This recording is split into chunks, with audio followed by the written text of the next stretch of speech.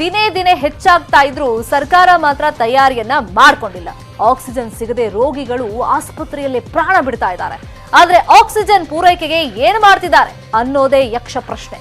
ಈ ಹೊತ್ತಲ್ಲೇ ಆಸ್ಪತ್ರೆಗಳಲ್ಲಿ ವೈದ್ಯಕೀಯ ಸಿಬ್ಬಂದಿ ಕೊರತೆ ಕೂಡ ಎದ್ದು ಕಾಣ್ತಾ ಇದೆ.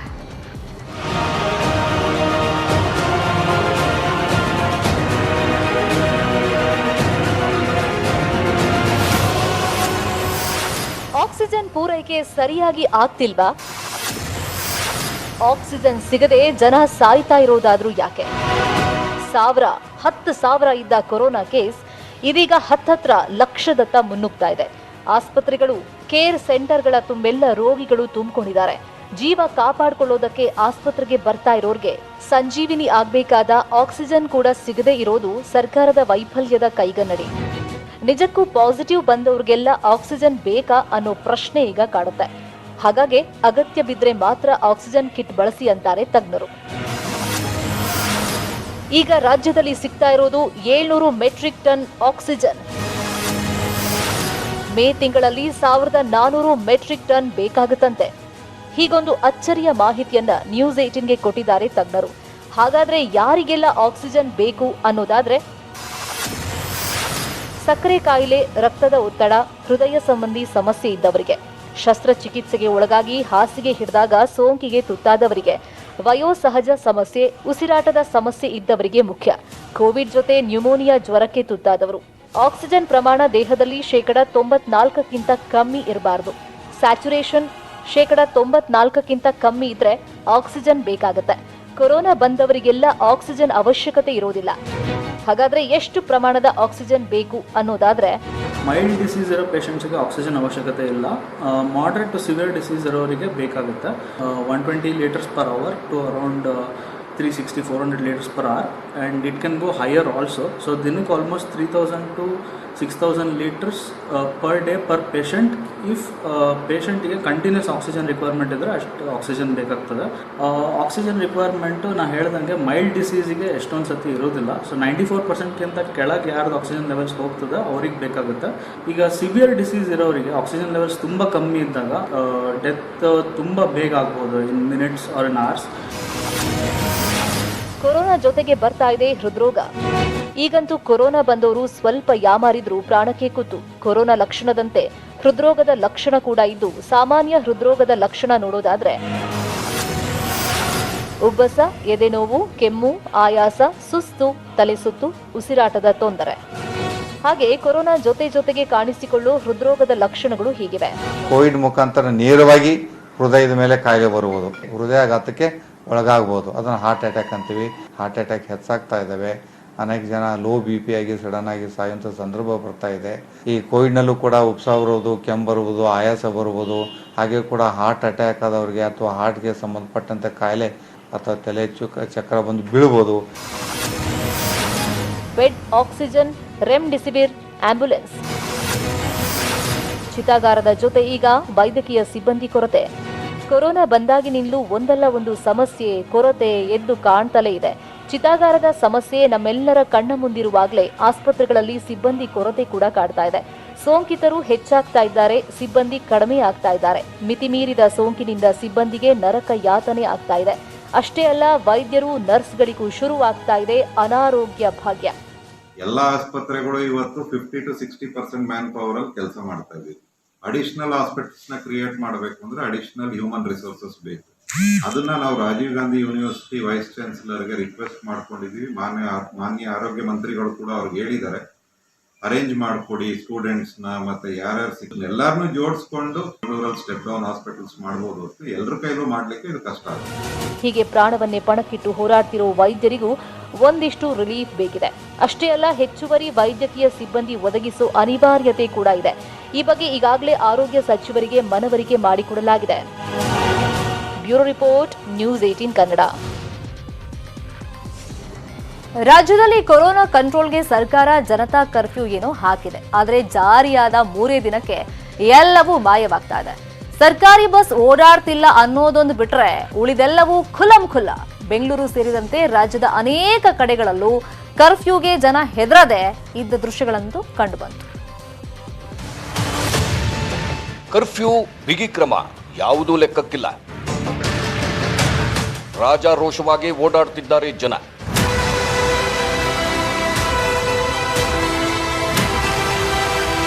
ರಾಜ್ಯದಲ್ಲಿ ನಾಗಾಲೋಟದಲ್ಲಿರೋ ಕೊರೋನಾಗೆ ಲಗಾಮು ಹಾಕಲು ಸರ್ಕಾರ ಕಠಿಣ ಕ್ರಮ ಕೈಗೊಂಡು ಜನತಾ ಕರ್ಫ್ಯೂ ವಿಧಿಸಿದೆ.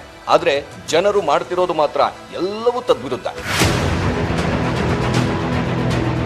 ದೃಶ್ಯ 1, ಕೆಆರ್ ಮಾರ್ಕೆಟ್, ಬೆಂಗಳೂರು.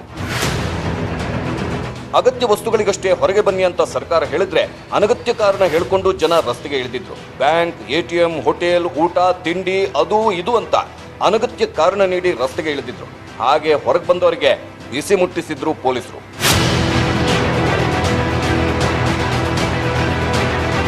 ದೃಶ್ಯ 2, ಶೇಷಾದ್ರಿಪುರಂ, ಬೆಂಗಳೂರು. ಬೆಂಗಳೂರಿನ ಶೇಷಾದ್ರಿಪುರಂ ಆನಂದರಾವ್ ಸರ್ಕಲ್ನಲ್ಲಿ ಜನ ಕುಂಟು ನೆಪ ಹೇಳಿಕೊಂಡು ಓಡಾಡುತ್ತಿದ್ರು. ಕೆಲವೊಬ್ಬರು ಏನೇನೋ ಕಾರಣ ಕೊಟ್ಟು ಓಡಾಡುತ್ತಿದ್ರು. ಬೆಂಗಳೂರಷ್ಟೇ ಅಲ್ಲ, ವಿವಿಧ ಜಿಲ್ಲೆಗಳಲ್ಲೂ ಇದೇ ಸ್ಥಿತಿ ಇತ್ತು. ದೃಶ್ಯ 3, ಮಂಗಳೂರು. ಮಂಗಳೂರಿನಲ್ಲಿ ಜನ ರೂಲ್ಸ್ ಫಾಲೋ ಮಾಡ್ತಿರ್ಲಿಲ್ಲ. ಆಸ್ಪತ್ರೆ, ಊಟ, ತಿಂಡಿ, ಬ್ಯಾಂಕ್, ನೀರು ಹೀಗೆ ಏನೇನೋ ಹೇಳ್ಕೊಂಡು ಪೊಲೀಸರಿಗೆ ಯಾಮಾರಿಸಿ ಓಡಾಡ್ತಿದ್ರು. ದೃಶ್ಯ 4, ಹುಬ್ಬಳ್ಳಿ. ಹುಬ್ಬಳ್ಳಿಯಲ್ಲೂ ಇದೇ ಕಥೆ ಇದೆ. ಕರ್ಫ್ಯೂ ಹೇರಿಕೆ ಹೆಸರಿಗೆ ಮಾತ್ರ ಇದ್ದಂತಿತ್ತು. ಪೊಲೀಸರು ವಾರ್ನ್ ಮಾಡಿ ಲಾಠಿ ತೋರಿಸಿದ್ರು. ಜನ ಹೆದರಲೇ ಇಲ್ಲ. ದೃಶ್ಯ 5, ಹಾವೇರಿ. ಹಾವೇರಿಯಲ್ಲಿ ಬಟ್ಟೆ ಅಂಗಡಿಗಳು ಓಪನ್ ಆಗಿದ್ವು. ಎಸ್ಪಿ ಕಚೇರಿ ಅಕ್ಕಪಕ್ಕದಲ್ಲೇ ಬಟ್ಟೆ ಅಂಗಡಿಗಳು ತೆರೆದಿದ್ವು.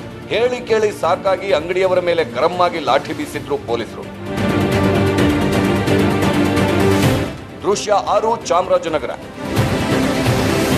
ಚಾಮರಾಜನಗರದಲ್ಲಿ ರಸ್ತೆಗಿಳಿದವರಿಗೆ ಲಾಠಿ ಏಟು ಇತ್ತು. ಅಷ್ಟೇ ಅಲ್ಲ, ವಾಹನಗಳನ್ನು ಸೀಸ್ ಮಾಡಿದ್ದರು ಪೊಲೀಸರು.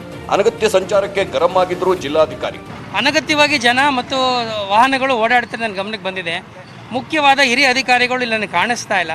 ತಕ್ಷಣಕ್ಕೆ ಸಂಬಂಧಪಟ್ಟಂತ ಇಲ್ಲಿ ಯಾರು SI ಇದ್ದಾರೆ ಅವರಿಗೆ ಶೋಕಾಸ್ ನೋಟಿಸ್ ಇಶ್ಯೂ ಮಾಡ್ತಾ ಇದ್ದೀವಿ. ಪೊಲೀಸ್ SP ಅವರಿಗೆ ಹೇಳಿಬಿಟ್ಟು. ದೃಶ್ಯ 7, ಚಿಕ್ಕಮಗಳೂರು. ಚಿಕ್ಕಮಗಳೂರಿನಲ್ಲೂ ವಾಹನಗಳ ಸಂಚಾರ ಹೆಚ್ಚಾಗೇ ಇತ್ತು. ದೃಶ್ಯ 8, ಮೈಸೂರು. ಮೈಸೂರಲ್ಲೂ ವಾಹನ ಸಂಚಾರ ಜೋರಾಗೇ ಇತ್ತು. ಕೆಲವೆಡೆ ಟ್ರಾಫಿಕ್ ಜಾಮ್ ಆಗಿತ್ತು. ನಗರ ಪೊಲೀಸ್ ಆಯುಕ್ತ ಡಾಕ್ಟರ್ ಚಂದ್ರಗುಪ್ತಾ ರೌಂಡ್ಸ್ ಹಾಕ್ತಿದ್ದರು. ದೃಶ್ಯ 9, ಚಿತ್ರದುರ್ಗ. ಚಿತ್ರದುರ್ಗದಲ್ಲಿ ಮಾತ್ರ ಕೊರೋನಾ ಲಸಿಕೆಗೆ ಮುಗಿಬಿದ್ದಿದ್ರು ಜನ. ಆದರೆ ವ್ಯಾಕ್ಸಿನ್ ಕೊರತೆಯಿಂದ ಲಸಿಕೆ ಸಿಗದೆ ಪರದಾಡಬೇಕಾಯಿತು. ಹೀಗೆ ಬರೀ ಜನರಷ್ಟೇ ಅಲ್ಲ, ರಾಜಕಾರಣಿಗಳು ಕೂಡ ಬೇಜವಾಬ್ದಾರಿಯಿಂದ ವರ್ತಿಸಿದ್ರು. ಸ್ಥಳೀಯ ಸಂಸ್ಥೆ ಚುನಾವಣೆಯ ಫಲಿತಾಂಶದ ವೇಳೆ ಸಂಭ್ರಮಾಚರಣೆಯಲ್ಲಿ ತೊಡಗಿದ್ರು. ಇದು ಜನನಾಯಕರ ಬೇಜವಾಬ್ದಾರಿಯನ್ನ ಎತ್ತಿ ತೋರಿಸುತ್ತಿತ್ತು. Bureau report, news 18 Kannada. ಸರ್ಕಾರಕ್ಕೆ ಕೊರೋನಾ ಸಂಕಷ್ಟಗಳು ಅಷ್ಟಿಷ್ಟಲ್ಲ. ಸೋಂಕಿತರ ಉಪಚಾರದ ಜೊತೆಗೆ ಮಿಸ್ ಆಗಿರೋ ಸೋಂಕಿತರೇ ದೊಡ್ಡ ಟೆನ್ಷನ್. ಪಾಸಿಟಿವ್ ಅಂತಲೇ ಪೇರಿ ಕಿತ್ತವರಿಗಾಗಿ ಪೊಲೀಸರು ಬಿಟ್ಟು ಬಿಡದೆ ಹುಡುಕಾಟವನ್ನು ನಡೆಸ್ತಾ ಇದ್ದಾರೆ. ಈ ಮಧ್ಯೆ ಅಧಿಕಾರಿಗಳೇ ಜನರನ್ನ ಕೊರೋನಾ ಭೂತದೆಡೆಗೆ ನೂಗ್ತಾ ಇರುವುದು ಖೇದನೀಯ.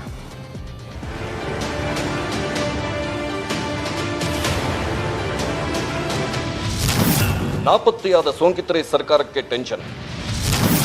ಬೆಂಗಳೂರಿನಲ್ಲಿ ಕಣ್ಮರೆಯಾದ ಸೋಂಕಿತರ ಟ್ರೇಸಿಂಗ್. ಕೊರೋನಾ ಮಿತಿ ಮೀರುತ್ತಿರುವಾಗಲೇ ಬೆಂಗಳೂರಿನಿಂದ ಊರುಗಳಿಗೆ ಶಿಫ್ಟ್ ಆದವರು ಅದೆಷ್ಟೋ ಮಂದಿ. ಬೆಂಗಳೂರಿನಲ್ಲೇ ಸುಮಾರು 3,000 ಸೋಂಕಿತರು ಈವರೆಗೆ ನಾಪತ್ತೆಯಾಗಿದ್ದಾರೆ. ಬಿಬಿಎಂಪಿ ಆರೋಗ್ಯ ಅಧಿಕಾರಿಗಳ ಕೈಗೆ ಸಿಗದೆ ಕಣ್ಮರೆ ಆಗಿರೋರನ್ನ ಪೊಲೀಸರನ್ನ ಬಿಟ್ಟು ಹುಡುಕಿಸೋ ಕೆಲಸ ಆಗ್ತಿದೆ. ಫೋನ್ಗಳನ್ನು ಸ್ವಿಚ್ ಆಫ್ ಮಾಡಿಕೊಂಡಿದ್ದು CDR ಕೊನೆ ಕಾಲ್ ಆಧರಿಸಿ ಹುಡುಕಾಡಲಾಗ್ತಿದೆ. ಒಂದು ಊರು 16 ಜನರಿಗೆ ಸೋಂಕು. ಹಳ್ಳಿಯೇ ಇದೀಗ ಟೆನ್ಷನ್ನಲ್ಲಿ. ತುಮಕೂರು ಜಿಲ್ಲೆ ಶಿರಾ ತಾಲೂಕಿನ ಗುಡ್ಡದಹಟ್ಟಿ ಗ್ರಾಮದಲ್ಲಿ ಬರೋಬ್ಬರಿ 16 ಜನರಿಗೆ ಸೋಂಕು ಬಂದಿದೆ. ಮೊದಲು ಚಿಕಿತ್ಸೆಗೆ ಹಿಂದೇಟು ಹಾಕಿದ್ದ ಜನ ಇದೀಗ ಕೇರ್ ಸೆಂಟರ್ಗೆ ದಾಖಲಾಗಿದ್ದಾರೆ.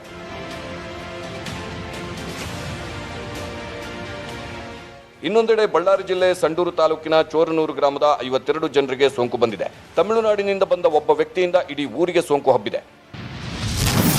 ಪವರ್ ಕಟ್ ಆದ್ರೆ ಜೀವವೇ ಕಟ್. ಸರ್ಕಾರಿ ಆಸ್ಪತ್ರೆ ಅಧ್ವಾನಕ್ಕೆ ಹಿಡಿಶಾಪ. ಈ ದೃಶ್ಯವನ್ನ ನೋಡಿದ್ರೆ ಸರ್ಕಾರಿ ಆಸ್ಪತ್ರೆಗಳಲ್ಲಿ ಸೂಕ್ತ ವ್ಯವಸ್ಥೆ ಇಲ್ವಾ ಅನ್ನೋ ಪ್ರಶ್ನೆ ಎದುರಾಗಿದೆ. ಯಾದಗಿರಿ ಕೋವಿಡ್ ಆಸ್ಪತ್ರೆಯಲ್ಲಿ ಕರೆಂಟ್ ಕಟ್ ಆಗಿತ್ತಂತೆ. ಕರೆಂಟ್ ಇಲ್ಲದ ಕಾರಣಕ್ಕೆ ಆಕ್ಸಿಜನ್ ಪೂರೈಕೆ ವ್ಯತ್ಯಯ ಆಗಿ ಸತ್ತಿದ್ದಾರೆ ಅನ್ನೋದು ಆರೋಪ.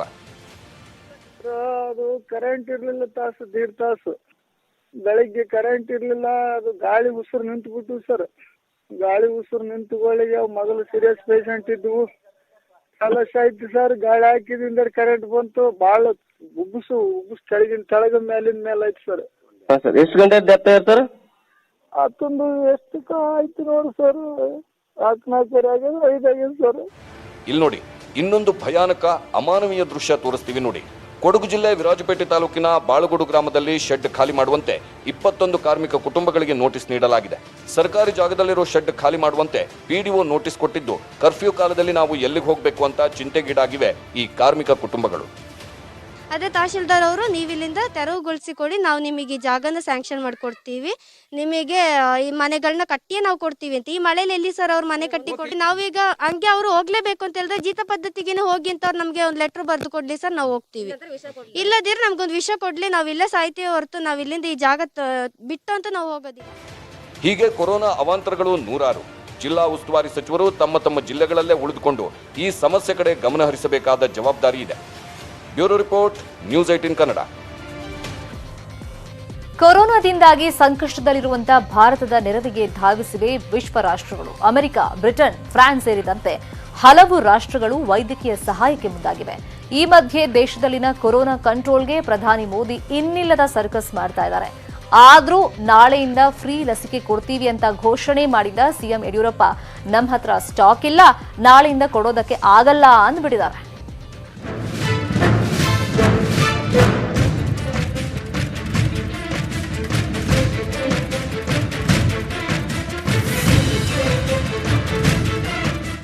ಕೊರೋನಾದಿಂದಾಗಿ ಸಂಕಷ್ಟದಲ್ಲಿರೋ ಭಾರತದ ನೆರವಿಗೆ ಧಾವಿಸಿವೆ ವಿಶ್ವ ರಾಷ್ಟ್ರಗಳು.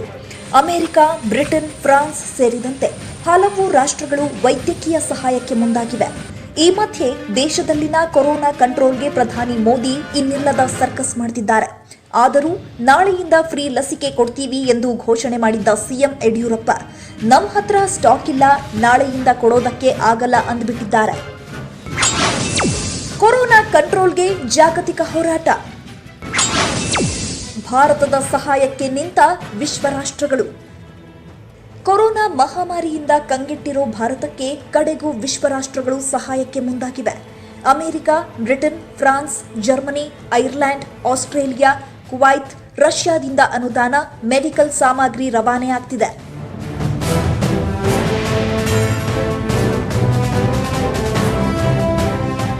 ಅಮೆರಿಕಾದಿಂದ ಮೊಬೈಲ್ ಮಿಲಿಟರಿ ಆಸ್ಪತ್ರೆ, ಆಸ್ಟ್ರಾಜೆನಿಕಾ ಲಸಿಕೆ ತಯಾರಿಕೆಯ ಕಚ್ಚಾ ಸಾಮಗ್ರಿ, ಮಿಲಿಟರಿ ಆಸ್ಪತ್ರೆಗಳಲ್ಲಿರೋ ಆಕ್ಸಿಜನ್ ಭಾರತಕ್ಕೆ.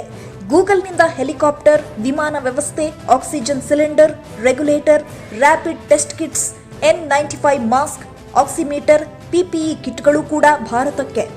300 ಟನ್ ಕಚ್ಚಾ ಸಾಮಗ್ರಿ ಭಾರತಕ್ಕೆ ಬಂದಿಳಿಯಲಿದೆ.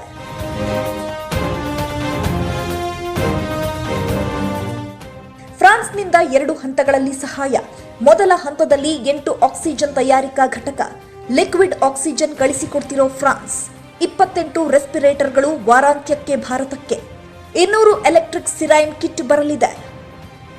ಆಸ್ಟ್ರೇಲಿಯಾದಿಂದ 500 ventilator, 1 million surgical mask, P2 and N95 mask, 1 lakh ಜೊತೆಗೆ hand gloves, 20 lakh face shield ಕಳಿಸಲಿದೆ.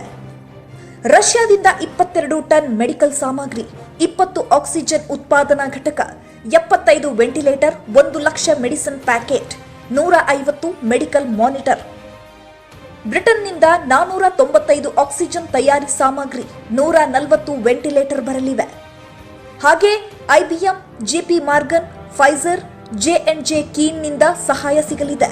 ಅಮೆರಿಕದ ಬ್ಲ್ಯಾಕ್ ಸ್ಟೋನ್ ಗ್ರೂಪ್ನಿಂದ $5 ಮಿಲಿಯನ್ ಹಾಗೂ ಕೆನಡಾದಿಂದ $10 ಮಿಲಿಯನ್ ಅನುದಾನ ಭಾರತಕ್ಕೆ ಸಿಗಲಿದೆ. ಈ ಎಲ್ಲದರ ನಡುವೆ ಕೇಂದ್ರದಿಂದ ರಾಜ್ಯಕ್ಕೆ ಹೆಚ್ಚುವರಿ ರೆಮ್ಡೆಸಿವಿರ್ ಪೂರೈಕೆ ಆಗಲಿದೆ. ಕೇಂದ್ರದಿಂದ ಹೆಚ್ಚುವರಿ 17,300 ಬಾಟಲಿ ರೆಮ್ಡೆಸಿವಿರ್ ವಿತರಣೆಯಾಗಲಿದೆ. ಇಷ್ಟು ಸಾಲದ್ದಕ್ಕೆ ಕೇಂದ್ರದಿಂದ ಸಾಲ ಪಡೆಯುವುದಕ್ಕೂ ರಾಜ್ಯಕ್ಕೆ ಅನುಮತಿ ನೀಡಲಾಗಿದೆ. ಸುಮಾರು 15,000 ಕೋಟಿ ಹಣವನ್ನು 50 ವರ್ಷಗಳವರೆಗೆ ಬಡ್ಡಿ ರಹಿತ ಸಾಲದ ರೂಪವಾಗಿ ಪಡೆಯಬಹುದಾಗಿದೆ. ಲಸಿಕೆ, ಸಾಲ, ಅನುದಾನ ಬಂದ್ರೂ ವೇಸ್ಟ್. ಲಸಿಕೆಯೇ ಇಲ್ಲ, ನಾಳೆಯಿಂದ ಕೊಡಲ್ಲ ಎಂದ ಸಿಎಂ. ಕೇಂದ್ರ ಸರ್ಕಾರದಿಂದ ಲಸಿಕೆ ಅನುದಾನ ಸಿಗ್ತಾ ಇದ್ರೂ ಕೂಡ ರಾಜ್ಯ ಸರ್ಕಾರ ಮಾತ್ರ ತನ್ನ ಅಸಹಾಯಕತೆ ಹೊರಹಾಕಿದೆ. ನಾಳೆಯಿಂದ ರಾಜ್ಯದ 18 ವರ್ಷ ಮೇಲ್ಪಟ್ಟ ಎಲ್ಲರಿಗೂ ಲಸಿಕೆ ಕೊಡೋದಕ್ಕೆ ಆಗಲ್ಲ ಎಂದಿದ್ದಾರೆ ಸಿಎಂ BSY. ಇನ್ನು ಸಪ್ಲೈ ಆಗಿಲ್ಲಪ್ಪ, ಬಂದ ತಕ್ಷಣ ಶುರು ಮಾಡುತ್ತೆ.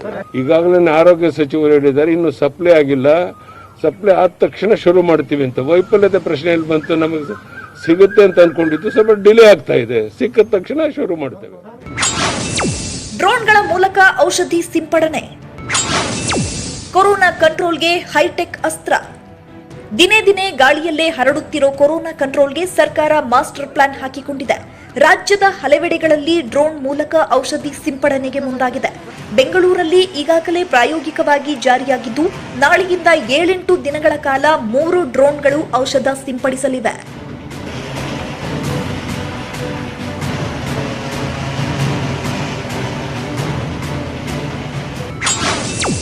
ಕೊರೋನಾ ಲಾಕ್ಡೌನ್ನಿಂದ ಆದಾಯಕ್ಕೆ ಕೊಕ್ಕೆ, ಸಾರ್ವಜನಿಕ ದೇಣಿಗೆ ಸಂಗ್ರಹಿಸಲು ಸಿಎಂ ಚಿಂತನೆ.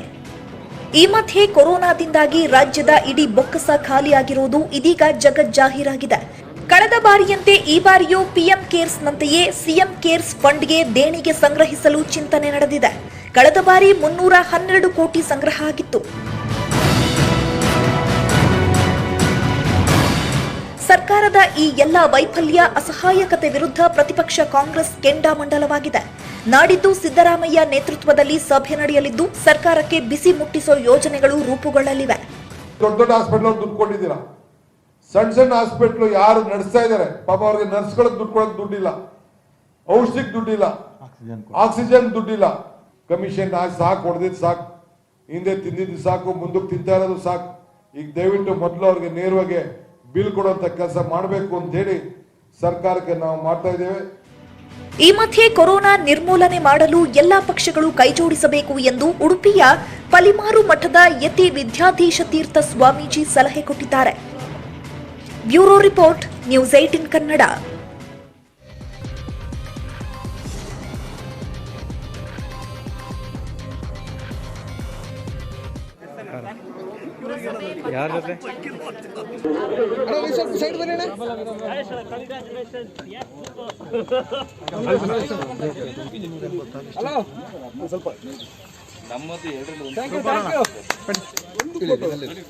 ನಡ್ಕೊಂಬನ್ನಿ. ದೂರ ನಿಮ್ಮ ಇವ್ರ ಜೊತೆ ಒಟ್ಟಾಡ್ಬಿಟ್ಟಿದ್ಯಾ? 7 ಕಡೆ ಮೆಜಾರಿಟಿ ನಮ್ದು ಬಂತು, ಆದ್ರೆ ಎಲ್ಲ ನಮ್ ಚಿಹ್ನೆ ಇಲ್ಲ, ಅದ್ ಲೆಕ್ಕಕ್ಕಿಲ್ಲ ಅಂತ ಹೇಳಿ ಕೆಲವರೆಲ್ಲ ಮಾತಾಡ್ತಿದ್ರು. ಈ ರಾಜ್ಯದಲ್ಲಿ ಒಂದು ಬದಲಾವಣೆ ಆಗ್ಬೇಕು ಅಂತ ಹೇಳಿ ಬಯಸಿದ್ದಾರೆ. ಅವ್ರಿಗೆ ನಾನು ಎಲ್ಲ ನಮ್ಮ ಮತದಾರರಿಗೆ ಮತ್ತು ದುಡಿದಂತ ಎಲ್ಲ ನಮ್ಮ ಕಾರ್ಯಕರ್ತರಿಗೆ, ಅಭ್ಯರ್ಥಿಗಳು ಕೂಡ ಈ ಸಂದರ್ಭದಲ್ಲಿ ನಾನು ಅಭಿನಂದನೆ ಸಲ್ಲಿಸಲಿಕ್ಕೆ ನಾನು ಬಯಸ್ತಾ ಇದ್ದೇನೆ. ಮುಂದೆ ಬರುವಂತ ದಿನಗಳಲ್ಲಿ ನಾವು ಪಕ್ಷದ ಸಭೆಯನ್ನ ಕರೆದು ನಮ್ಮ ತಪ್ಪುಗಳು ಏನಾಗಿದೆ, ಯಾಕೆ ಬಳ್ಳಾರಿ ನಗರದ ಜನರು ತಿರಸ್ಕಾರ ಮಾಡಿದ್ದಾರೆ, ಹೆಚ್ಚು ಕಡೆ ಲೋಪ ಇದೆನಾ ಅನ್ನೋದನ್ನ ಚರ್ಚೆ ಮಾಡಿ ಮುಂದೆ ಬರುವಂತ ದಿನಗಳಲ್ಲಿ ಇನ್ನೂ ಪಾರ್ಟಿ ಹೆಚ್ಚಾಗಿ ಗಟ್ಟಿಯಾಗಿ ಕಟ್ಟುವಂತ ಕೆಲಸ ಮಾಡ್ತೀವಿ. ಮತ್ತಷ್ಟು ಸುದ್ದಿ ನೋಡೋಣ, ಬ್ರೇಕ್ ಆದ